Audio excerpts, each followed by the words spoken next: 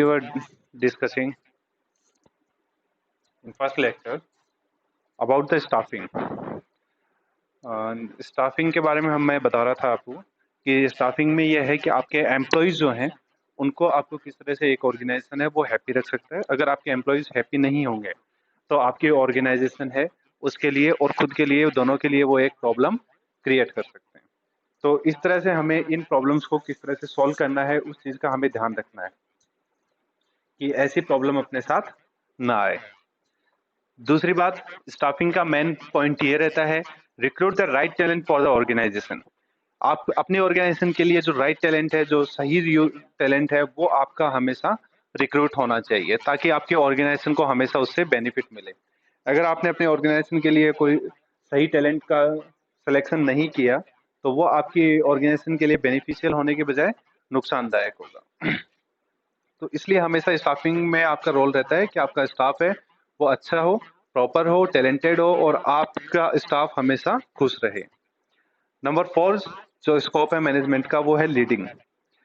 The manager और supervisor must set clear target for the team members. अगर आपका कोई भी सुपरवाइजर है या मैनेजर है तो वो अपने टीम मेंबर्स के लिए अपने टारगेट है वो पहले से क्लियर रखे ताकि उनको कोई प्रॉब्लम ना हो, बाद में उन्हें ये समझ में आने में दिक्कत ना हो कि हमें टारगेट ज़्यादा दिया गया था, हम टारगेट अचीव नहीं कर पाए या हमारा टारगेट क्या था हम समझ नहीं पाए। तो अगर वो कंफ्यूजन में रहते हैं तो वो अपना टारगेट कभी अचीव नहीं कर सकते और जब तक आपके टीम मेंबर्स हैं वो आपके साथ नहीं रहेंगे तब तक आप अपना काम या अपने सारे टास्क है वो कंप्लीट नहीं कर सकते। तो ये लीडरशिप की मेन क्वालिटीज होती हैं। साथ में a leader must make sure his team member in unison towards a common objective. He is the one who decided what would be right in a particular situation. एक team leader होता है उसका ये काम है कि वो पूरी की पूरी टीम को एक यूनिट के अकॉर्डिंग किसी भी कॉमन ऑब्जेक्टिव के लिए काम में लगा सकता है। अगर उसमें अच्छी कैपेबिलिटीज हैं, टीम लीडर में लीडरशिप क्वालिटीज अच्छी हैं तो उसकी पूरी टीम एक यूनिट बन के उस किसी भी टास्क को कंप्लीट कर सकती है एंड मेक श्योर कि वो सारे उस काम को बहुत अच्छे से करेंगे। और सिर्फ वही एक होता है कि जिसके पास ये राइट होता है कि कौन सी सिचुएशन के ऊपर क्या डिसीजन लेना है। तो इसलिए एक टीम में लीडर्स की बहुत ज़्यादा इंपॉर्टेंस होती है अपनी लीडरशिप क्वालिटी के अकॉर्डिंग कि अगर वो लीडरशिप क्वालिटी अच्छी है, अच्छा मैनेजमेंट है तो वो बहुत अच्छे से मैनेज कर सकता है और सारे टास्क हैं वो कंप्लीट टाइम पे अचीव कर सकता है। नेक्स्ट पॉइंट आता है अपना कंट्रोल। कंट्रोल है वो बहुत इंपॉर्टेंट रोल होता है मैनेजमेंट में जिसकी वजह से आपके कोई भी टास्क होता है वो टाइमली कंप्लीट होते हैं, कोई भी टास्क है वो डिले हो सकते हैं। तो the supervisor must be aware of what is happening around them.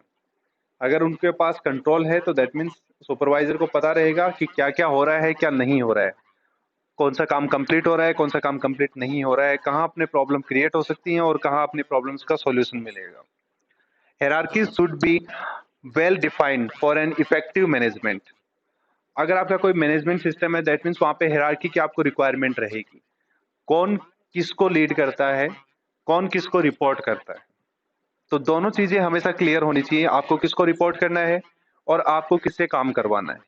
तो दोनों चीजें अगर आपके क्लियर हैं तो दैट मीन्स आपके पास सारे टारगेट्स आपके क्लियर होंगे, आपके डिसीजंस हैं वो क्लियर रहेंगे। तो आप एक बेनिफिशियली कंट्रोलिंग वे में आप अपने ऑर्गेनाइजेशन के लिए काम कर सकते हैं। The reporting bosses must review the performance and progress of their subordinates and guide them when ever required.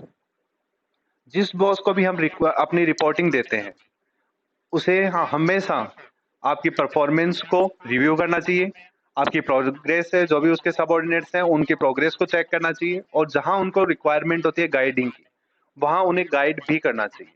तो अगर आपका जो बॉस है वो आपको इन सब चीजों में हेल्प करता है तो आपकी ऑर्गेनाइजेशन के लिए आपका बॉस और आप दोनों बहुत ही इफेक्टिवली वर्क कर सकते हैं। नेक्स्ट है आपका time management. Time management also plays an important role in any organization that you have to complete all the tasks within given time frame. And effective time management helps the employees to do the right thing at the right time. Obviously, अगर आपका time management सही है that means आपको जो भी task दिया गया है वो आप कंप्लीटली टाइम फ्रेम में कंप्लीट कर सकते हैं। Second, managing time effectively always page in the long run. अगर आपने हमेशा अपना टाइम है वो टाइम से मैनेजमेंट किया है, दैट मीन्स जिसका टाइम मैनेजमेंट अच्छा होता है वो हमेशा बहुत दूर तक जाता है। ये अपन कहावत सुनी होगी सभी ने कि जो अपने टाइम को प्रॉपर्ली मैनेज करता है वो बहुत अच्छे से अपना काम कंप्लीट कर सकता है। तो ये एक बेसिक मैनेजमेंट फंडा भी है कि आपने अगर अपना टास्क कंप्लीट किया तो वो हमेशा ट्रस्टवर्थी रहता है। आपके जितने भी कस्टमर्स हैं उनके लिए आपके उनके मन में आपके लिए एक ट्रस्ट बन जाता है कि हाँ, हम जब भी इनको कोई भी ऑर्डर देते हैं, कोई भी काम दिया जाता है तो वो काम हमें हमेशा टाइम पे कंप्लीट मिलेगा। तो वो एक मार्केट में अपना ट्रस्ट बनाने का, अपनी लाइजनिंग बनाने का मौका होता है जिसे हम टाइम फ्रेम या टाइम मैनेजमेंट के थ्रू अचीव कर सकते हैं। नेक्स्ट पॉइंट आता है अपना motivation. Motivation goes a long way in binding the employees together. अगर हम एम्प्लॉयज को टाइम टू टाइम मोटिवेट करते रहते हैं तो वो सारे एम्प्लॉयज को एक साथ बाइंड करके रख सकता है, एक साथ बांध के रख सकता है, जिसकी वजह से वो सारे एक यूनिट के रूप में काम करेंगे। Second, appreciating the employees for their good work or lucrative incentive scheme go a long way in motivating the employees and make them work for a longer span of time. अगर हम अपने employees को appreciate करते हैं उनके अच्छे काम के लिए, या फिर उनको कोई ऐसे लुभावने इंसेंटिव ऑफर देते हैं जिनकी वजह से वो बहुत देर तक अपना काम कर सकते हैं और उनको ज्यादा मोटिवेशन मिलता है अपना काम करने के लिए, तो वो एक नॉर्मल टाइम ड्यूरेशन के अलावा बहुत अच्छे से अपना काम और बहुत ज़्यादा टाइम ड्यूरेशन के लिए कर सकते हैं। तो दैट मीन्स वो अपने वर्किंग आवर्स हैं उनको इंक्रीज कर सकते हैं, डेडिकेशन टुवार्ड्स ऑर्गेनाइजेशन है वो इंक्रीज हो सकता है। एक ही ऑर्गेनाइजेशन में एक एम्प्लॉय है वो ज़्यादा टाइम के लिए रुकेगा, तो इन सब चीज़ों से हमें क्या बेनिफिट होगा कि वही जो एम्प्लॉय जो काफ़ी टाइम से एक ही अपना टास्क कंप्लीट करते हुए आ रहा है वो उसे बहुत ही परफेक्टली और कम टाइम ड्यूरेशन में कंप्लीट कर सकता है। बिकॉज किसी भी ऑर्गेनाइजेशन के लिए उसके पुराने एम्प्लॉयज हैं वो बहुत इंपॉर्टेंट होते हैं।